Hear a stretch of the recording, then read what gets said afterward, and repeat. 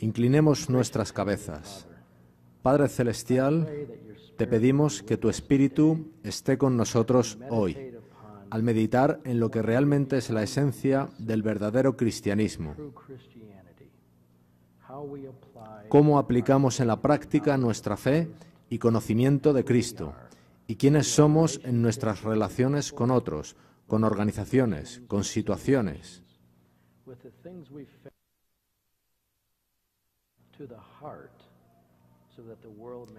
Que el mundo pueda ver a Cristo en nosotros.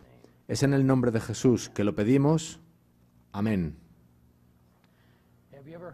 ¿Habéis escuchado alguna vez lo siguiente?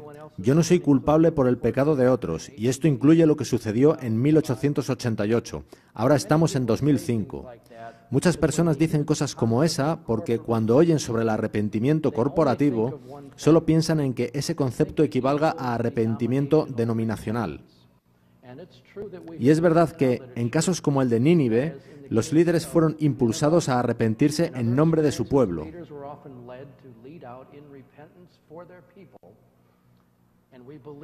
Y estamos plenamente convencidos de que, en algún momento en el futuro, nosotros, como denominación, llegaremos a reconocer nuestra historia, las veces en que hemos decepcionado al Señor, como en 1888.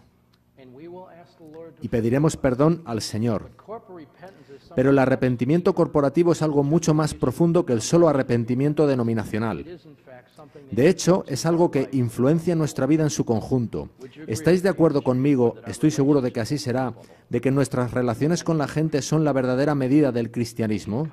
Podemos venir a seminarios, podemos estudiar la Biblia, pero nunca llegar a un conocimiento de la verdad. Todo ello ha de convertirse en una experiencia profunda, y eso es tan verdad para mí como para vosotros. Encontramos esta cita en El deseado de todas las gentes, página 249. Lo primero que deben aprender todos los que quieran trabajar con Dios es la lección de desconfianza en sí mismos. Entonces estarán preparados para que se les imparta el carácter de Cristo. Experimentar arrepentimiento corporativo es una tarea individual. Explicaré qué quiero decir con eso. Exaltad a Jesús, página 313. Si como pueblo alguna vez hemos de disfrutar de paz y amor, debemos abandonar nuestros pecados. Necesitamos ponernos en armonía con Dios. Y así también estaremos en armonía unos con otros. Que cada uno se pregunte, y espero que tú te lo preguntes a ti mismo justo ahora, ¿poseo yo la gracia del amor? De eso se trata realmente, ¿verdad? De si amo. ¿He aprendido a sufrir con paciencia y a ser bondadoso? Sin este atributo celestial, los talentos, el conocimiento y la elocuencia serán atributos tan desprovistos de significado como un metal que resuena o un címbalo que retiñe. Qué lástima que este precioso tesoro sea considerado con tanta liviandad y tan poco aprecio por muchos de los que profesan la fe. Se nos dice en otro lugar que estaremos preparados para el cielo cuando tengamos el cielo en nuestros corazones. Y pienso que todos vosotros estáis aquí por esa razón.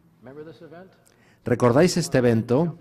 Este es uno de los hombres que se tiraron de las Torres Gemelas el 11S. ¿Diríais llegados a ese punto que la religión es bastante práctica? Ojalá alguien hubiera compartido con él buenas nuevas con las que morir, de modo que no hubiera saltado sin ninguna esperanza. El mundo necesita una revelación del carácter de Cristo. Intento visualizar a cada ser humano en aquella situación sin Jesús. El resultado sería la muerte.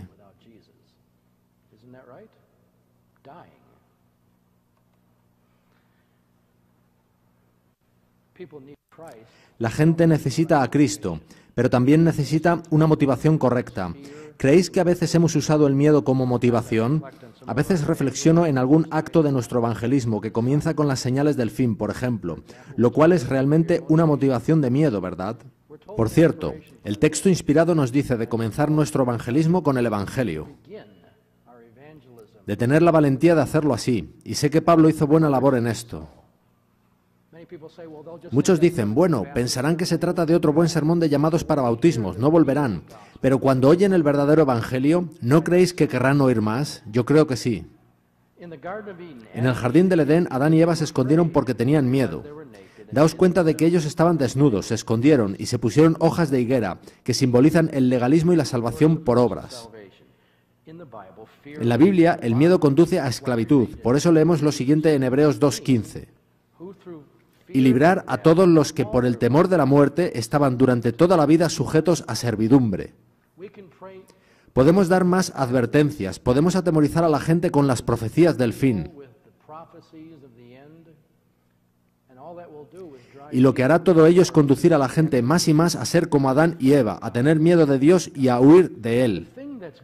Las buenas nuevas en el mensaje de 1888, dejando al margen todas sus variadas componentes, son que Dios está de nuestro lado, que Él es nuestro amigo, ¿no es así? Que Dios es amor. Hay elementos en nuestra iglesia que a veces ponen objeciones a predicar que Dios es amor, aludiendo que ese es un mensaje blando, que necesitamos algo más que eso. Bien, la Biblia dice que nuestra mayor necesidad es amor, y yo creo eso. La primera promesa del Evangelio en Génesis 3:15 es libertad. Pondré enemistad. Dios promete victoria, pero promete algo más. Promete también eliminar la enemistad con otros. Si de veras tenemos a Cristo, no tendremos enemistad hacia otros. Mateo 5:9 dice, bienaventurados los pacificadores. ¿Podemos hacer la paz con otros si no la tenemos en nuestro propio corazón? Leamos la siguiente cita. Quien consienta en renunciar al pecado y abra el corazón al amor de Cristo participará de esta paz celestial. No hay otro fundamento para la paz. La gracia de Cristo, recibida en el corazón, subyuga la enemistad, apacigua la lucha y llena el alma de amor. El que está en paz con Dios y su prójimo no puede ser desdichado. ¿Sabéis dónde dice eso la Biblia? Mucha paz tienen los que aman tu ley y nada les ofenderá. Salmos 119, 165. Hermanos, ¿hay algo que os ofenda en alguna ocasión? Necesitamos someternos más profundamente, necesitamos conocer a Dios más profundamente. Sigue diciendo, la envidia no estará en su corazón, no encuentran lugar allí las malas conjeturas, no puede existir el odio. El corazón que está en armonía con Dios participa de la paz del cielo y esparcirá a su alrededor una influencia bendita. El espíritu de paz se asentará como rocío sobre los corazones cansados y turbados por la lucha del mundo. El espíritu de paz es prueba de su relación con el cielo. No se trata de lo muy intelectuales que somos o de lo muy bien que manejamos la verdad, sino de si tenemos paz. El dulce sabor de Cristo los envuelve. La fragancia de la vida y la belleza del carácter revelan al mundo que son hijos de Dios. El discurso maestro de Jesucristo, páginas 27 y 28. Una pregunta para todos nosotros. ¿Es la paz la experiencia en nuestros corazones, hogares, matrimonios, iglesias y conferencias?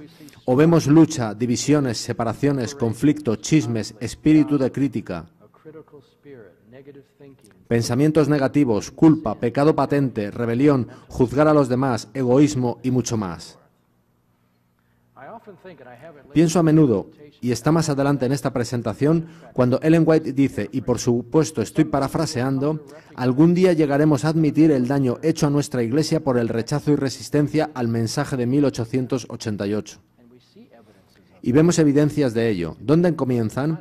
No comienzan ahí fuera, sino en ti y en mí, y en todos nosotros. Algún día, ruego, espero y creo que sea pronto, según dijo Ellen White, admitiremos el daño hecho por la resistencia, rechazo e incredulidad que ha acompañado el comienzo del fuerte pregón y la lluvia tardía, o, lo que es lo mismo, el mensaje de 1888 de justicia por la fe. Es en esto donde el arrepentimiento corporativo ha de darse y se dará. Admitiremos como pueblo lo que sucedió.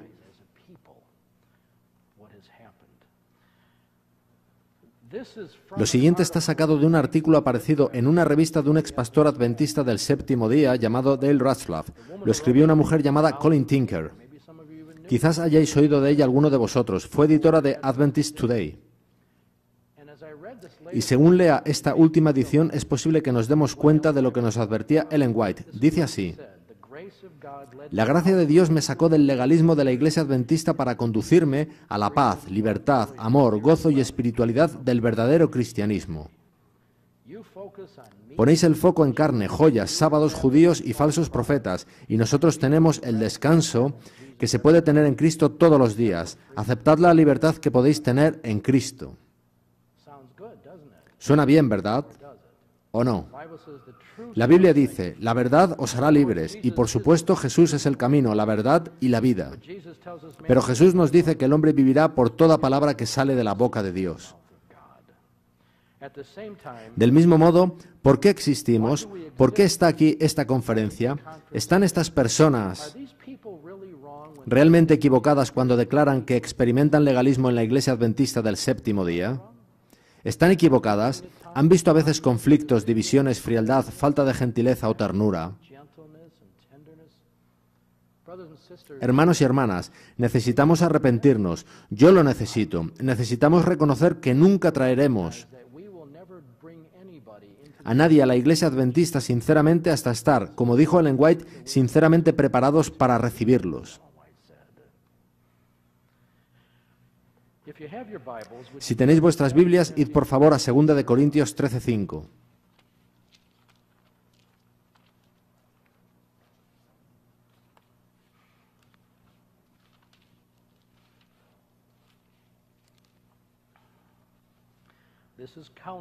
Es un consejo para todos nosotros referente a nuestra experiencia cristiana, y se trata de un muy buen consejo. Examinaos a vosotros mismos si estáis en la fe, probaos a vosotros mismos. ¿O no os conocéis a vosotros mismos que Jesucristo está en vosotros, a menos que estéis reprobados? Como dice el volumen 1 de Testimonios, página 141, es una tarea individual saber si estamos bien con el Señor. Ese principio se hace más importante al comprender el arrepentimiento corporativo a la luz del día de la expiación. Es una tarea individual, y me gustaría que viésemos también 2 Corintios 10:12, donde dice: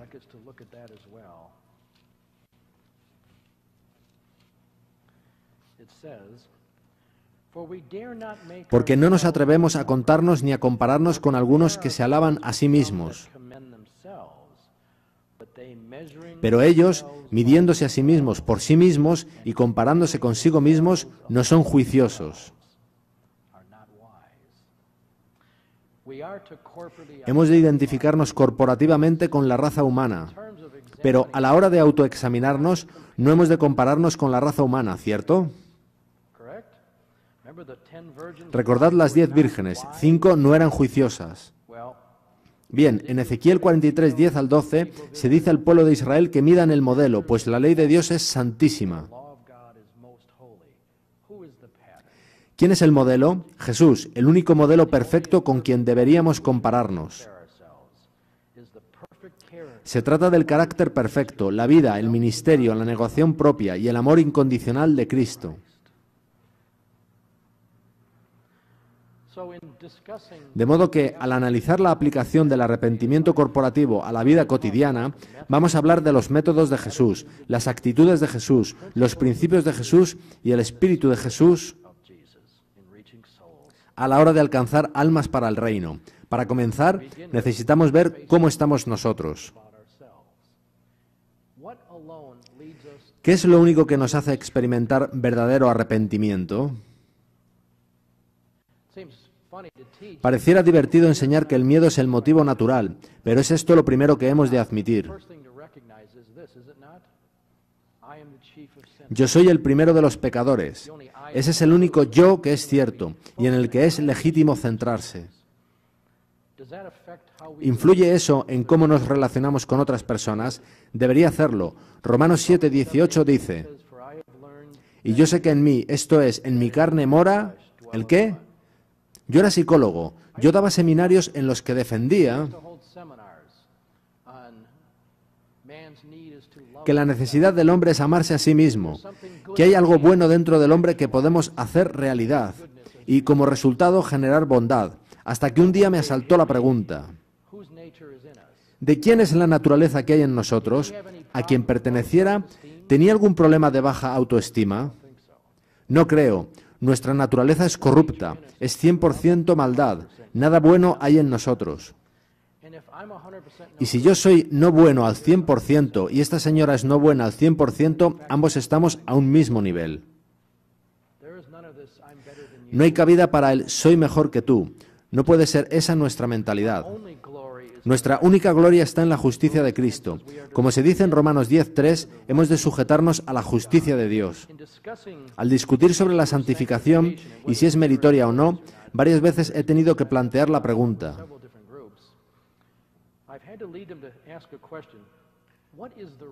¿qué es la justicia de Dios? ¿Qué significa eso? Bien, se dice que la justicia de Dios es una justicia eterna. ¿Qué quiere decir eso?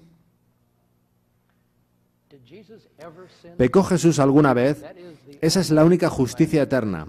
Yo creo en el mensaje del santuario, que Dios puede darnos victoria sobre el pecado, que puede perfeccionar nuestros caracteres, pero llegados a ese punto, ¿sería eso suficiente para reclamar que nunca hayamos pecado en el pasado? ¿De forma que la perfección de nuestro carácter pueda ser el medio que nos habilite para el cielo? No. Y sin embargo, muchos de entre nosotros enseñan eso, lo cual lleva a juzgar y a un espíritu crítico hacia la organización y hacia los individuos. Es el problema de la Odisea. Hermano y hermana, si queréis una cura de humildad, mirad este dibujo y decíos a vosotros mismos, esto es lo que hicimos a Jesús. Es así, ¿verdad? Sin embargo, la Biblia enseña que el perfecto amor echa fuera el temor. Nos aflige el haber hecho esto a Cristo. Pero tenemos las buenas nuevas de que aquel a quien matamos murió por nosotros. Son fantásticas buenas nuevas. Y le hicimos pasar por una agonía que nosotros nunca experimentaremos. Ello debería llevarnos a entender, tal y como enseña en la Biblia y el espíritu de profecía, que la justicia de Cristo abate en el polvo la gloria del hombre. John Peters y yo hemos querido poneros una foto titulada «¿Cuán polvorientos estamos?». Ciertamente es así, ¿verdad? «¿Cuán polvorientos estamos?». La foto es del 11S y nos da una idea concreta de lo que necesitamos experimentar. Así que, en cuanto a arrepentimiento corporativo, veremos su definición, cómo se demuestra en la vida de Jesús, su base bíblica y su influencia espiritual en nuestras vidas, vida familiar y cualquier otra dimensión de nuestra vida cotidiana. Dado que lo de hoy es un taller, no voy a emplear tanto tiempo en la teología, emplearé más en la práctica. Resumiré rápidamente qué es el arrepentimiento corporativo. Se trata en esencia de identificarse con los pecados de otros, que, por nuestra naturaleza caída, todos podríamos haber cometido de no ser por la gracia de Dios, y de ser todos corporativamente culpables de la crucifixión de Jesucristo. Todos somos igualmente culpables ante Dios. Se trata, por consiguiente, de confesar y arrepentirse por los pecados de otros, sabiendo que eso no podrían ser nuestros de no ser por la gracia de Cristo, pues no hay justicia en nosotros. El arrepentimiento corporativo es, esencialmente, una visión mucho más amplia de nuestra culpa corporativa ante Dios. Todos estamos juntos en esto, todos somos culpables. Jesús, en su bautismo, siguió los pasos del arrepentimiento, ¿verdad? Y lo hizo por toda la raza humana. Él pasó por esa experiencia de identificarse con la raza humana y asumir el arrepentimiento corporativo de ésta. De modo que, al volver, demanda lo mismo de nosotros. En Mateo, él usó el ejemplo de Nínive. Recordad la historia de su rey liderando aquello que fue un modelo de arrepentimiento. Jesús lamentó la negativa de Israel a arrepentirse, y destacan dos puntos. La ruina nacional era el resultado del pecado nacional debido al rechazo del Evangelio por parte del liderazgo, lo cual requiere el arrepentimiento nacional. Ahora, oímos voces hoy en día que afirman que la Iglesia Adventista del Séptimo Día ha aceptado este mensaje. Yo no soy juez de si es verdad o no. Solo sé que, sea o no verdad, aún es necesario predicarlo continuamente. Aunque a mí me gustaría sugerir, por lo que veo en mi entorno y por lo que escucho, que aún no hemos aceptado completamente este mensaje, que los frutos no se han dado. Pero repito, yo no soy el juez. Los ejemplos de culpa corporativa en la Biblia muestran claramente que Israel, como un todo corporativo, era culpable de la crucifixión de Cristo, y en algún momento muchos de ellos llegaron a darse cuenta, lo que condujo a su experiencia de conversión. Hay muchos otros ejemplos. Daniel y Nehemías oraron diciendo: hemos pecado, confesamos no solo nuestros pecados, sino también los de nuestros padres. Y Zacarías señala claramente que lo mismo nos sucederá a nosotros como pueblo. La pregunta para todos nosotros es: ¿estamos autoexaminándonos para ver si estamos en la fe, para que estemos ahí cuando esta experiencia tenga lugar? Si el pecado no es extirpado de lo más profundo de nuestros corazones, la justicia propia que permanezca nos sacará de la Iglesia Adventista del séptimo día. Yo creo firmemente que 2 Corintios 5, del 14 al 16, contiene la clave para todas las relaciones humanas. Dice así: si uno murió por todos, luego todos murieron. La implicación obvia es que todos estamos igual y corporativamente implicados en ello. Continúa diciendo: y por todos murió, para que los que viven ya no vivan para sí, sino para aquel que murió y resucitó por ellos. Entonces, ¿para qué vivió Cristo? Él vino a buscar y salvar lo que se había perdido. Por tanto, si de veras entendemos nuestra implicación y responsabilidad corporativas, corporativamente viviremos para otros. Y eso es lo que recalca el versículo 16. De manera que nosotros de aquí en adelante a nadie conocemos según la carne. Tómate un momento para pensar sobre eso. ¿Qué significa? ¿Cómo vemos a las personas según la carne? Juzgamos por lo que vemos y oímos, pero no es así como Dios nos mira a nosotros. Veamos esta cita del deseado de todas las gentes. Dios mira a las personas no como son, sino como podrían ser, transformados por su gracia. ¿Cambiaría eso vuestros matrimonios? ¿Cambiaría eso cómo actúas con las faltas de tus hijos? ¿O con las personas en vuestras iglesias? ¿O con vuestros pastores? ¿O con los líderes de conferencia? Todas esas personas supuestamente en apostasía. Por cierto, ¿qué habríamos hecho con ella? ¿Con una adúltera reincidente? ¿Qué haríamos con ella hoy en día en nuestras iglesias? Probablemente no arrojaríamos piedras, pero yo os digo que verdaderamente no lancéis piedras. Más bien dejad que las piedras clamen, que clamen el Evangelio, pues Cristo es la piedra.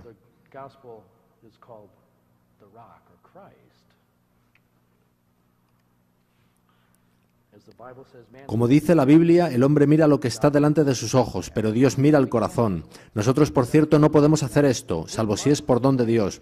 Debemos de orar por los dones, la gracia, el discernimiento, el colirio, por poder ver como Dios ve. ¿Cómo nos relacionamos con pecadores? Escuchad esta cita de Hechos de los Apóstoles. Odiar y reprender el pecado y al mismo tiempo mostrar misericordia y ternura por el pecador es tarea difícil.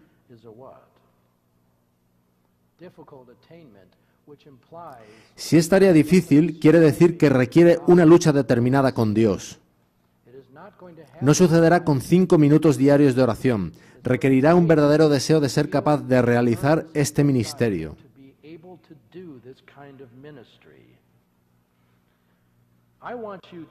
Quisiera que recordéis la siguiente cita mientras viváis.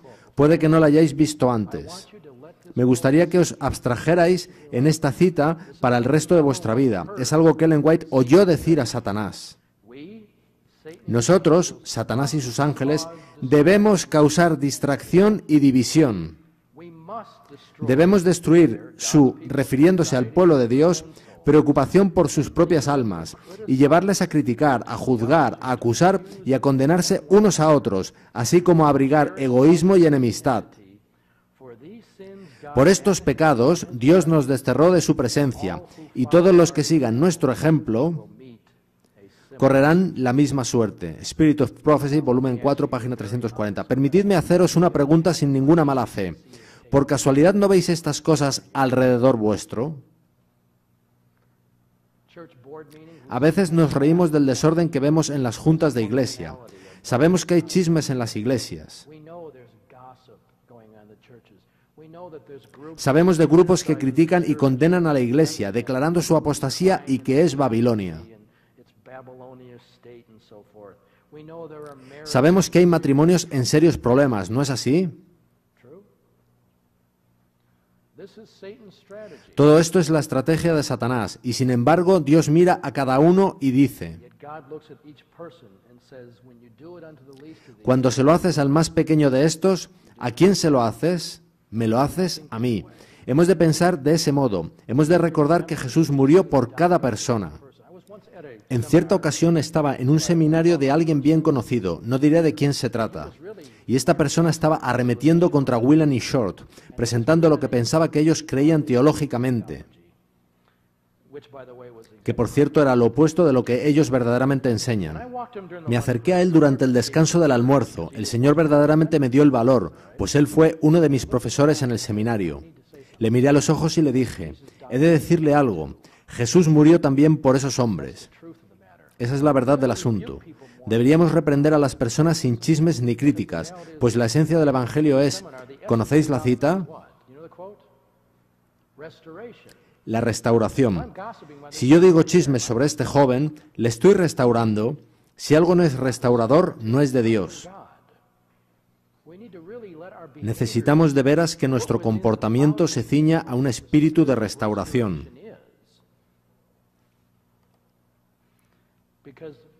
Pues lo que hacemos con la gente revela la verdadera actitud de nuestro corazón hacia Dios.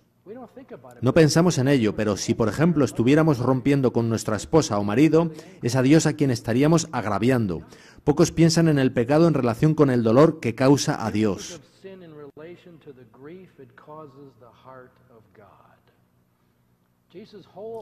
Toda actuación de Jesús era para agradar al Padre y consideraba lo hiriente que es el pecado para su corazón. Y cada vez que dañamos a otro ser humano, estamos hiriendo el corazón de Dios. Aquí está la cita, en El deseado de todas las gentes, página 824. La misma esencia del Evangelio es la restauración. ¿Qué quieres que Dios haga por ti? ¿Cuál es la regla de oro? Lo importante es hacer volver al iracundo y al rebelde al amor de Cristo. Eso es todo, no hay más. Pregúntate una cosa, ¿qué funciona contigo? ¿Qué te atrae más a Jesús? Y piensa en la última vez que te enfadaste con alguien. ¿Cómo le miraste? ¿Le miraste como Jesús o como otro? En 1 Corintios 12, Pablo realiza una larga exposición sobre el cuerpo, además de la realidad corporativa. De nuestras naturalezas pecaminosas, también formamos parte del cuerpo de Cristo, lo cual tiene implicaciones. ¿Le harías daño a tu pie para que tu cabeza se sintiera mejor? Necesitamos todas las partes, ¿verdad?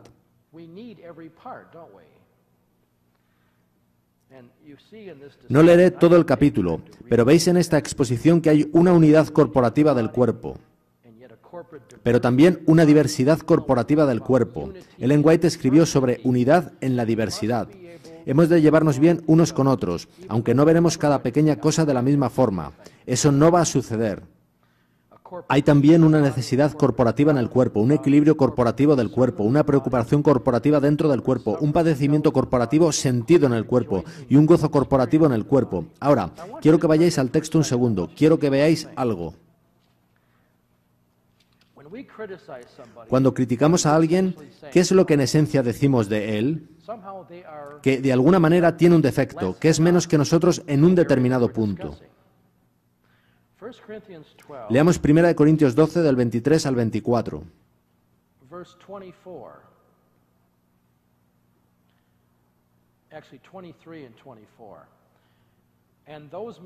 Y aquellos miembros del cuerpo que estimamos ser de menos honor, a estos los vestimos aún con más honor. Y los que en nosotros son menos decorosos se tratan con más decoro, porque los que en nosotros son más decorosos no tienen necesidad, pero Dios ordenó el cuerpo, dando más abundante honor al que le faltaba, para que no haya desavenencia en el cuerpo. En otras palabras, las cosas que criticamos. Quisiera que penséis en esto. La próxima vez que veáis en alguien algo de lo que estáis absolutamente seguros de que es incorrecto, no os apresuréis a decir: Pastor, encárguese de ello. Fue el Espíritu Santo quien te convenció de que hay una necesidad en la Iglesia y Él quiere que seas tú quien se encargue del asunto con esa persona. Y si hacemos eso, si tenemos ese tipo de espíritu, de atender a las necesidades en vez de criticar las caídas, no habrá desavenencias en el cuerpo. ¿Vemos desavenencias en el cuerpo? Yo creo que sí. La Biblia enseña que todos somos uno en Cristo. No hay varón o hembra, judío o griego. ¿Sabéis a qué me refiero? Todos somos uno en Cristo y como tal hemos de pensar y actuar. He tenido la oportunidad de viajar por el mundo, haciendo campañas en muchos lugares, quizás vosotros también. Lo que me he encontrado es bien parecido. Hay diferentes culturas y valores, pero en términos de naturaleza humana, son los mismos problemas, necesidades y sueños. Todos son parecidos y todos precisan la misma solución. Dado que Israel no vio esta verdad, Jesús lloró por Israel. Estuve donde se cree que esto tuvo lugar. Él lloró por Israel, por rechazarlo a él y por su dilatada trayectoria haciendo esto. Él identificó la participación corporativa del pueblo en su larga trayectoria de rebelión. Hermanos y hermanas, ¿cómo se siente Jesús con nosotros? Se nos dice que estamos repitiendo la historia de Israel. ¿Tenemos eso en cuenta? Ha habido ocasiones recientemente, incluso cuando estaba viendo en televisión la conferencia general desde mi casa en Pensilvania, en que quería llorar. Tomaba conciencia de nuestra realidad sobre dónde estamos y de qué necesitamos como pueblo. Pero la respuesta no es abandonar, la respuesta es aceptar a Cristo.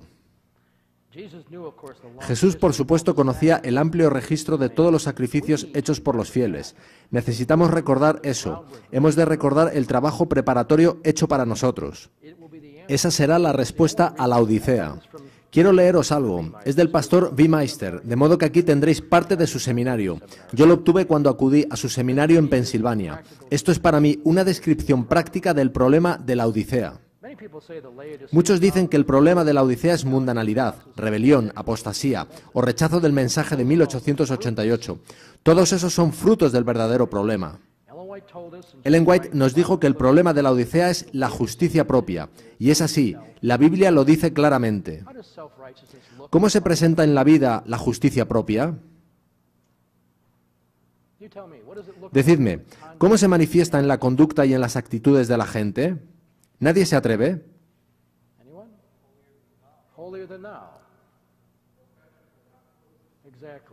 Exactamente, una naturaleza crítica y cosas parecidas.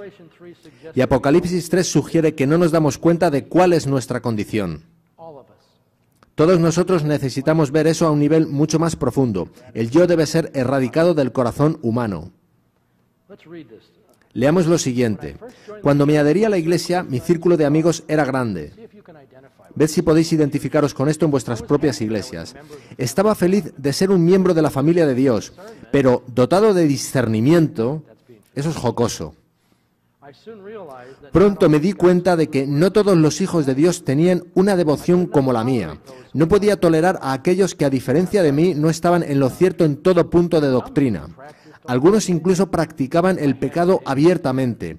Tuve que posicionarme, de modo que dibujé un círculo situándome dentro junto con otros pocos justos y excluyendo a todos los hipócritas. Os voy a confesar algo. En 1990 yo estaba en las asambleas de la Conferencia General en Indianápolis. Yo aún no había escuchado este mensaje y yo era todo lo arrogante y lleno de justicia propia que se puede ser. Yo era uno más de los que repartía panfletos y decía que la iglesia era Babilonia.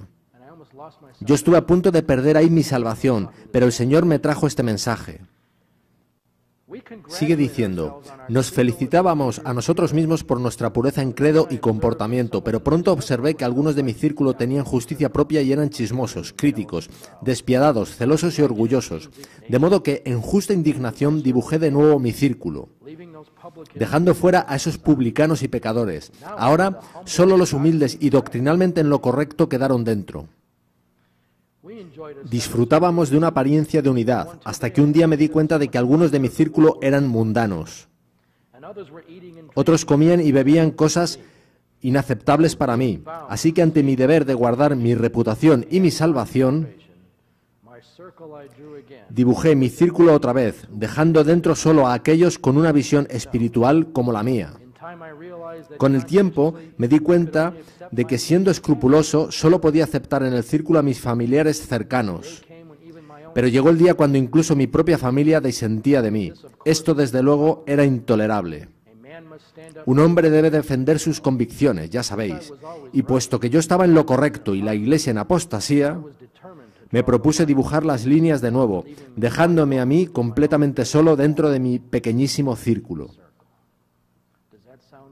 ¿Suena familiar?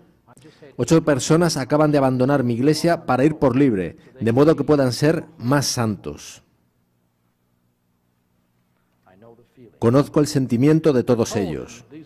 Se nos dice que Dios no traerá al que llama pueblo mío en Apocalipsis 18:4 hasta que la iglesia esté preparada para no infectarles con la enfermedad de la tibieza. Podría haber 100 personas en vez de una si nuestras iglesias estuvieran realmente listas para recibir a la gente. Cuando seamos amables, considerados, corteses, misericordiosos y con tacto, ese pueblo llegará a nosotros.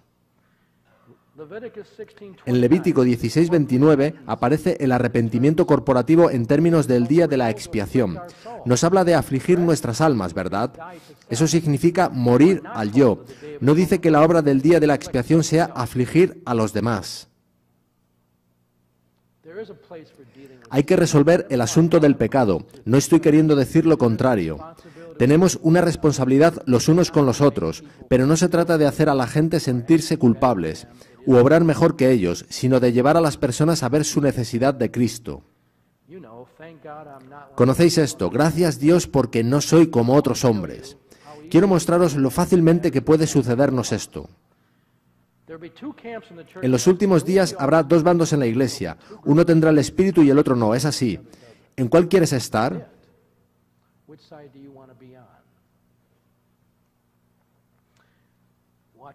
¿Dirías, gracias Dios porque soy un cristiano?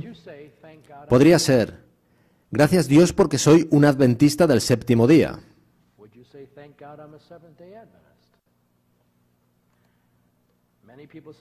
Muchos dicen, gracias Dios porque soy un reformado.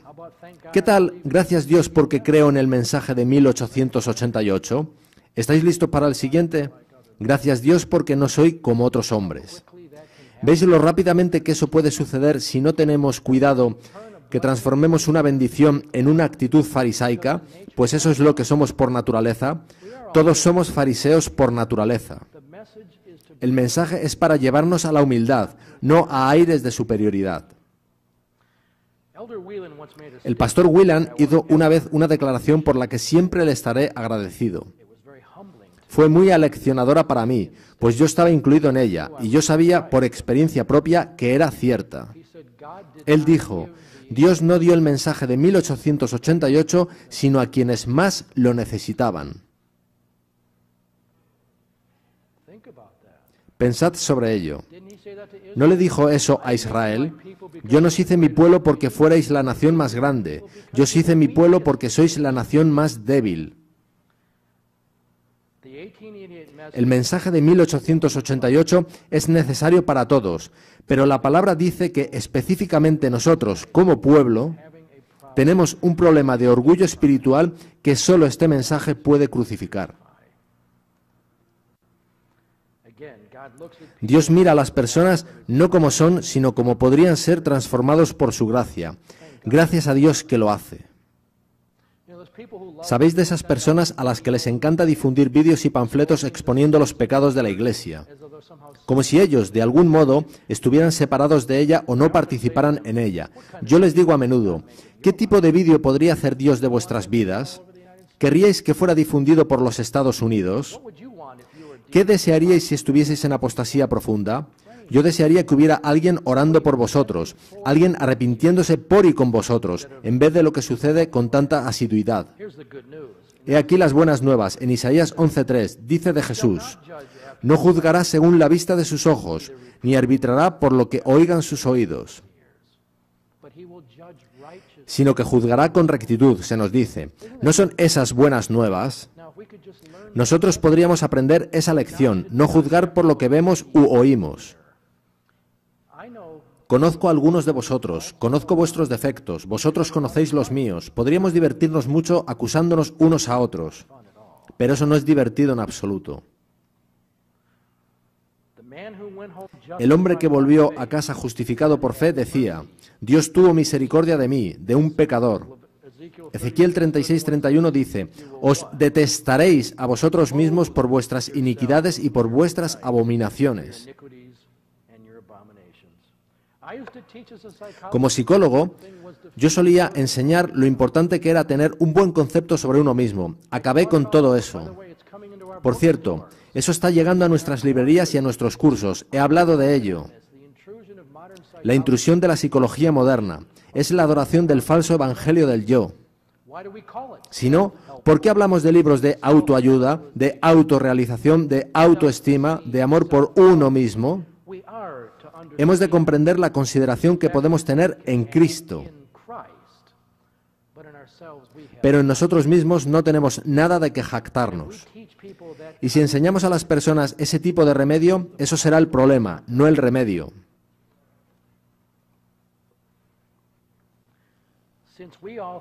Dado que todos nosotros, con nuestros pecados, crucificamos a Jesús, ¿cómo deberíamos tratarnos los unos a los otros? Se nos dice que lo importante es encontrar un camino al corazón.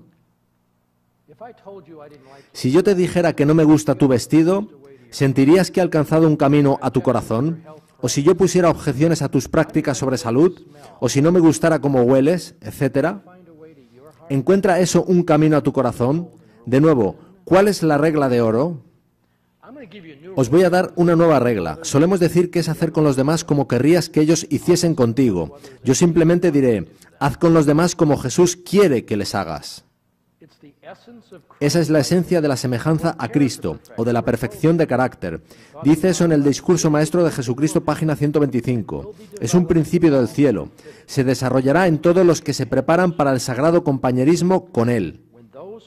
Y dice en la página 137, cuando los que profesan el nombre de Cristo practiquen los principios de la regla de oro, acompañará al Evangelio el mismo poder de los tiempos apostólicos. Ahí está la respuesta.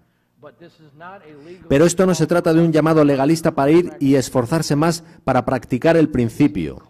Esto es un llamado para arrodillarte y decir: Señor, yo no experimento esto. Dios, perdóname. Asiste a mi incredulidad. Reclamo tu promesa de que escribirás tu ley de amor en mi corazón. Muéstrame tu gloria. Muéstrame la verdad sobre la cruz. Cámbiame de manera que finalmente sea humilde. El poder convertidor de Dios debe entrar en vuestros corazones y transformar vuestros caracteres, antes de que podáis ornamentar el Evangelio de Cristo con una vida bien ordenada y una conversación piadosa. Entonces dejará de haber calumnias, sospechas, acusaciones entre hermanos y actuaciones a escondidas para exaltar el yo y menospreciar a otros. Cristo reinará por fe en vuestros corazones. Vuestros ojos y vuestra lengua serán santificados, y lo siguiente es lo que más claramente hemos de asimilar. Y vuestros oídos rehusarán escuchar relatos y sugerencias nocivos de creyentes y no creyentes. Review and Herald, volumen 3, página 238. En cierta ocasión me tambaleé al escuchar: ¿oíste que tal pastor cometió adulterio hace 10 años? Y justo después, ¿cuál pensáis que era mi visión de ese pastor? El chisme destruye nuestra capacidad para entender a la gente en el presente. El amor no lleva registro del mal que nos cuentan. Y de nuevo, ¿cuál es la regla de oro? Si tú hubieras pecado seriamente, ¿querrías que te lo estuviesen restregando por la cara durante 20 años? Yo creo que no. Veamos una cita del deseado de todas las gentes para entrar ahora en algunas aplicaciones prácticas. Cuando suponemos que alguno está en error y pecado, no debemos separarnos de él. No debemos dejarle presa de la tentación por algún apartamiento negligente. ¿Escucháis a muchos decir que tienen que dejar la iglesia para librarla de las personas que la ensucian? Ni impulsarle al terreno de batalla de Satanás. Tal no es el método de Cristo, deseado de todas las gentes, página 655. ¿Cuál es el resumen del mensaje de 1888? Es que Cristo, arriesgándolo todo, se acercó a pecadores para salvarlos. Si nuestra actitud es de apartarnos del pecador, no tenemos un evangelio. Y no podemos representar a Cristo en nuestra conducta de esa manera. No dejaré solos a los que yerren, no dejaré que se conviertan en el juguete de las tentaciones de Satanás. Necesitamos una religión de buen corazón, en la que no solo reprobemos, reprendamos y exhortemos con todo tipo de paciencia y doctrina, sino que mantengamos al errado en nuestros brazos de la fe y lo llevemos a la cruz de Cristo. Debemos llevarlo al Salvador que perdona los pecados. Manuscript Releases 449, página 28. Haced todo esfuerzo para la recuperación de la que se nos habla. Concluiremos esta primera parte de la sesión con este pensamiento. Pensad en esto ahora, en relación a lo que pasa a menudo en nuestras iglesias. Hay muchos que intentan corregir la vida de los demás atacando lo que ellos consideran como hábitos erróneos. Van a algunos que piensan que están en error y señalan sus defectos. Tratan de eliminar los ornamentos o todo lo que parece ofensivo, pero no tratan de afirmar la mente en la verdad.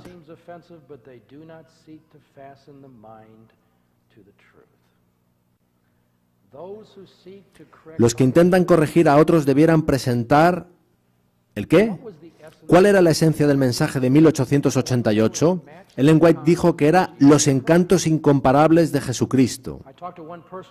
Hablé con una persona que decía que la esencia del mensaje de 1888 es la victoria sobre el pecado, lo cual creemos que está en ese mensaje, pero no es su esencia o su centro. Su centro es Cristo.